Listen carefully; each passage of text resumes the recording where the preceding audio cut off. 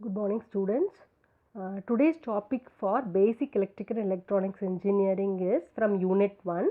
It is the first topic, fundamental laws of electric circuits. So fundamentally we will be obeying two different laws under this mesh and nodal analysis, that is your Kirchhoff's laws, that is Kirchhoff's current law and Kirchhoff's voltage law. These two laws are basically used to minimize your circuit and to find whatever the voltage or current passing through any elements in a circuit. So we have two pair of laws that stating the general restrictions on current voltage in an electric circuit, and how these circuit laws are used is that so we can able to form a closed loop or path in which your current or voltage is circulated or passed through, and we are going to find out whatever the current or voltage generated or passing through the any component of the circuit.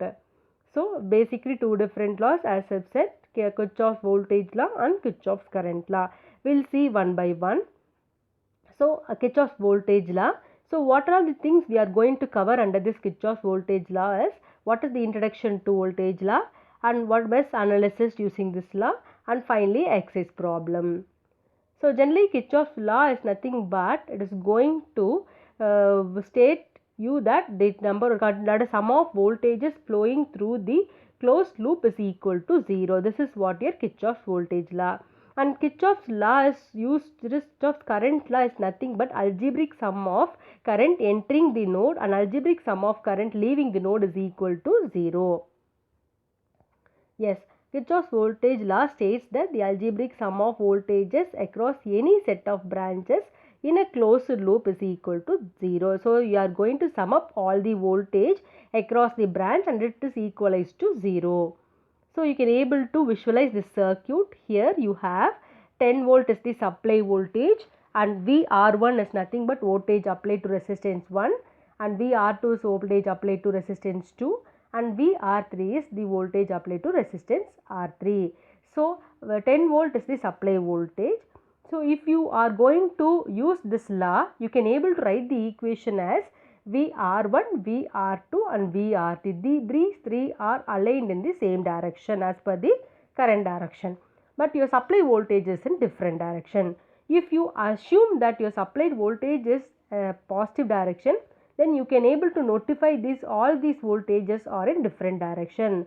So you can write this equation as VR1 plus VR2 plus VR3 minus 10 is equal to 0. Wherever the potential rises, we will be using plus sign. Wherever the potential drops, we will be using the minus sign. This is the theory part for the above said circuit. So you can able to write the circuit equation in two form. Both the circuit are same, but you are going to write the equation in different manner. VR1 plus VR2 plus VR3 minus 10 is equal to 0 is one manner, and minus VR1 minus VR2 minus VR3 plus 10 is equal to 0 is the second manner of writing the circuit. Both are common. So next, how we are going to use this Kirchhoff's voltage law using mesh analysis. We will be using three different steps for analysis. First step is you have to assign the current for each loop. Second, you have to apply KVL around the loop. Finally, you have to solve the equation and you have to find what is the current flowing through each loop. This is your example problem. Here a circuit is given. A circuit is consisting of two different voltage sources, 10 voltage and 20 voltage. Three resistances, one is in series with V1 and other is in series with V2, and third is a central resistance flowing in between R1 and R2. This is R3 40 ohms. So as I said already, the first step is you have to assign the current direction using the voltage source. One direction is towards V1 and other is towards V2. So write the equation according to KVL. I1 R1 plus I1 R3 plus I2 R3 is equal to V1. So finally you have to write the first equation. As per you have two different loops. From the second loops you are going to writing the second equation. So two equation you are getting. So you are going to find out form a matrix and you have to find out what is I1 and I2.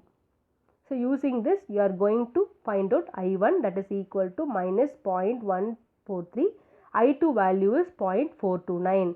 So you know that I3 is nothing but the current flowing through R3 is product, that is sum of I1 and I2. So finally you are getting 0.286 as the I3 value flowing through the R3. Next, Kirchhoff's current law. As per the Kirchhoff's voltage law, Kirchhoff's current law is going to follow the same rules. Introduction to KCL. Second is we are going to apply nodal analysis for Kirchhoff's current law. And third is the exercise problem. So the statement for Kirchhoff's current law is algebraic sum of current entering the node and minus algebraic sum of current leaving the node is equal to 0. Or we can write algebraic sum of current entering the node is equal to algebraic sum of current leaving the node. Here take out this one loop. Here I1 is towards the I2 and I3 is towards the node. I1 and I4 is opposite to the node. In this case we have to write I1 plus I3 is I4 is equal to I2 plus I3. So you can write, you can able to see this diagram here. I1, I2 and I3 are moving towards the node. I4 and I5 direction is outside the node. So I1 plus I2 plus I3 plus bracket you have to write minus I4 minus I5 is equal to 0. So what is the procedure for nodal analysis? We have 5-step procedure for nodal analysis. You have to determine common nodes. As usual in KVL you have to give a current direction. You have to apply KCL law for it, solve the equation and finally determine current and the voltage value. This is your exercise problem as like in the mesh analysis. So here you have to find out which is the common node for all.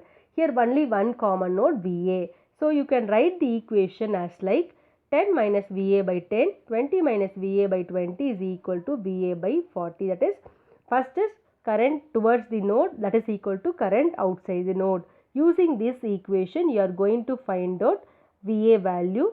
So from this VA value you are going to find out the I1, I2 and I3 as per the rules. So this is how you are going to solve the circuit using mesh analysis and nodal analysis applying the Kirchhoff's current law and voltage law. Thank you.